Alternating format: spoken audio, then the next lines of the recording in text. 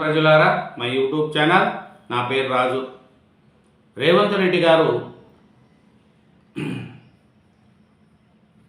ఈ ఎలక్షన్ల గురించి మాట్లాడుతూ గ్రామ సర్పంచులుగా మంచి వ్యక్తులను ఎన్నుకోవాలని ముఖ్యమంత్రి రేవంత్ రెడ్డి గారు ఓటర్లకు పిలుపునిచ్చారు.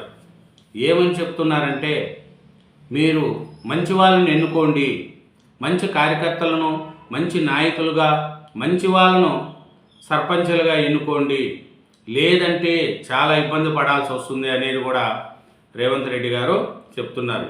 ఇంకా ఏం చెప్తున్నారు రేవంత్ రెడ్డి గారు అనేది చూసుకుంటే, ఒకసారి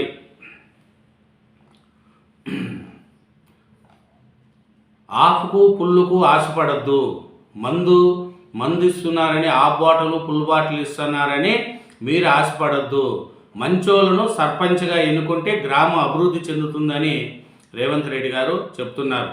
ప్రభుత్వం అమలు చేస్తున్న విద్య, సాగునీటి విధానాలతో రాష్ట్రానికి దేశంలో ప్రథమ స్థానం, దేశం గర్వించేలా Manmohan Singh earth sciences university, Nehru స్ఫూర్తితో యూనివర్సిటీల స్థాపన, బీఆర్ఎస్ సాయంలో నిర్లక్ష్యానికి గురైన ప్రాజెక్టులు, కేసీఆర్ ఇంట్లో మాత్రం కనక వర్షం సీఎం రేవంత్ రెడ్డి. అది మాట్లాడుతూ రేవంత్ రెడ్డి గారు ఒకటే చెప్తున్నారు. ఏమనంటే, గ్రామ సర్పంచులుగా మంచి వ్యక్తులను ఎన్నుకోవాలని ముఖ్యమంత్రి రేవంత్ రెడ్డి గారు ఓటర్లకు పిలుపునిచ్చారు. ఆకుకు పుల్లుకు ఆశపడి ఓటు వేసి గ్రామాలను దెబ్బతింటాయని అన్నారు. అందుకే రాజకీయ కక్షలు మాని మంత్రులతో కలిసి పనిచేసే వారిని, అభివృద్ధి చేసేవారిని సర్పంచులుగా ఎన్నుకోవాలని కూడా రేవంత్ రెడ్డి గారు సూచించారు.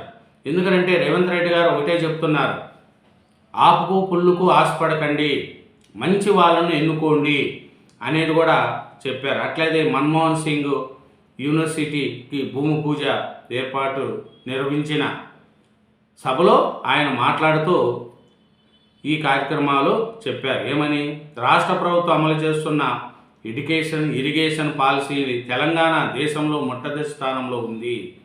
ఇప్పుడు పంచాయతీ ఎన్నికలు వస్తున్నాయి కాబట్టి మీరు ఆకుకు పుల్లుకు ఆశపడవద్దు, మంచి నాయకులను ఎన్నుకోండి, మీ గ్రామానికి అభివృద్ధి చెందాలనే ఉద్దేశంతో ఉండేలా మీరు మంచి నాయకుని ఎన్నుకోండి అని మన రేవంత్ రెడ్డి గారు చెప్తున్నారు. ఏమంటే, ఈ మందుకు ఆశపడి ఓట్లు వేయకండి, మీ గ్రామం అభివృద్ధి చెందాలంటే మంచి వాళ్ళని ఎన్నుకోండి అనేది కూడా మన రేవంత్ రెడ్డి గారు చెప్తున్నారు. ఇంకా ఏం చేసినంటే, కొత్తగూడెం థర్మల్ పవర్ స్టేషన్ కోసం భూములు కోల్పోయిన వారికి కాకుండా ఇతర ప్రాంతాల వారికి నాడు ఉద్యోగాలు ఇస్తే తెలంగాణ ఉద్యమానికి పాల్వంచ ప్రాంతంలోనే పునాదులు పడాయని తెలిపారు. 1969లో తెలంగాణ ఉద్యమానికి ఇక్కడే పునాది రాయి పడిందని గుర్తు చేశారు. ఇరిగేషన్కు తొలి ప్రధాని జవహర్లాల్ నెహ్రూ ప్రాధాన్యతనిచ్చి భారతవాణిని ప్రపంచ చిత్రపటంలో నిలబెట్టారని, దేశంలో ఆకలి కేకలను తీర్చేందుకు కృషి చేశారని సీఎం రేవంత్ రెడ్డి గారు చెప్తున్నారు. ఏమంటే, నేడు దేశంలో అత్యధిక ఆహార ధాన్యాలు ఉత్పత్తి చేసి ప్రతి వ్యక్తికి అన్నం పెడుతున్న ఘనత తెలంగాణకే దక్కుతుందనేది కూడా రేవంత్ రెడ్డి గారు చెప్తున్నారు. ఎందుకంటే, మేము ఎడ్యుకేషన్ పరంగా కానీ ప్రాజెక్టుల పరంగా కానీ మేము మంచి చేస్తున్నాము అనేది కూడా రేవంత్ రెడ్డి గారు చెప్తున్నారు. ఇంకా ఏం చెప్తున్నారంటే, ఆయుపట్టు లాంటి శాఖలన్నీ ఆ ముగ్గురు వద్దే, బీఆర్ఎస్ ప్రభుత్వ హయాంలో అనేక ప్రాజెక్టులు నిర్లక్ష్యానికి, అవినీతికి గురి అయినాయనేది కూడా రేవంత్ రెడ్డి గారు ఆరోపించారు. కేసీఆర్ ఇంట్లో కనక వర్షం కురిసిందే తప్ప ఖమ్మం జిల్లాకు నీళ్లు పారలేదని మన కేసీఆర్ మీద రేవంత్ రెడ్డి గారు చెప్తున్నారు. ఇంకేం చూస్తున్నారంటే, పాలనకు ఆయుపట్టు అయిన శాఖలన్నీ ఖమ్మం జిల్లాకు చెందిన ముగ్గురు మంత్రుల వద్దనే ఉన్నాయని సీఎం రేవంత్ రెడ్డి తెలిపారు. ఆ ముగ్గురు అనుకుంటే ప్రభుత్వంలో జరగనిదేమి ఉందన్నారు. ప్రజలు 10 ఏళ్ళు తమకు అండగా ఉంటే రాష్ట్రాన్ని దేశంలో నెంబర్ 1 స్థానంలో నిలబెడతామని అన్నారు. ఈ కార్యక్రమంలో డిప్యూటీ సీఎం బట్టి విక్రమార్క, మంత్రులు తుమ్మల నాగేశ్వరరావు, పొంగులేటి శ్రీనివాసరెడ్డి, శ్రీహరి, ఎంపీలు రఘురామరెడ్డి, బలరాం నాయక్, సిపిఐ రాష్ట్ర కార్యదర్శి ఎమ్మెల్యే కూనమనేని, కాంగ్రెస్ ఎమ్మెల్యేలు పాల్గొన్నారు. ఇది మన రేవంత్ రెడ్డి గారు చెప్తున్నారు. ఏమంటే, అభివృద్ధి కావాలా అని చేసుకుంటున్నారు. అది ఎందుకంటే గ్రామాల్లో ఉండే ఈ ఎలక్షన్ టైంలో చూసి ఓట్లేయండి, మంచి వారిని ఎన్నుకోండి అనేది కూడా రేవంత్ రెడ్డి గారు చెప్తున్నారు. ఆపుకు పుల్లుకు ఆశపడద్దు అనేది కూడా మన రేవంత్ రెడ్డి గారు చెప్తున్నారు. ఎందుకంటే ప్రజలు మంచి వ్యక్తిని ఎన్నుకోవాలా, మంచిగా ఓట్లు ఉండే వాళ్ళను చూసుకోవాలనేది కూడా మన రేవంత్ రెడ్డి గారు చెప్తున్నారు. ఎందుకంటే అభివృద్ధి కావాలా అనేది చూడండి. బీఆర్ఎస్ పాలనలో అవినీతి ఎక్కువ జరిగింది, ఒక ప్రాజెక్టు సరిగా కట్టలేదు. మేము వచ్చిన తర్వాత తెలంగాణ నెంబర్ 1 ప్లేస్కి వచ్చిందని రేవంత్ రెడ్డి గారు చెప్తున్నారు. ఎందుకంటే ఆయన పనితీరు బాగుందని ప్రజల్లో కూడా కొంచెం రేవంత్ రెడ్డి గారి మీద ఆశ ఉంది. ఎందుకంటే ముందు చూపుతో తెలంగాణ అభివృద్ధి చేస్తున్నారనేది కూడా మనకు తెలుస్తుంది.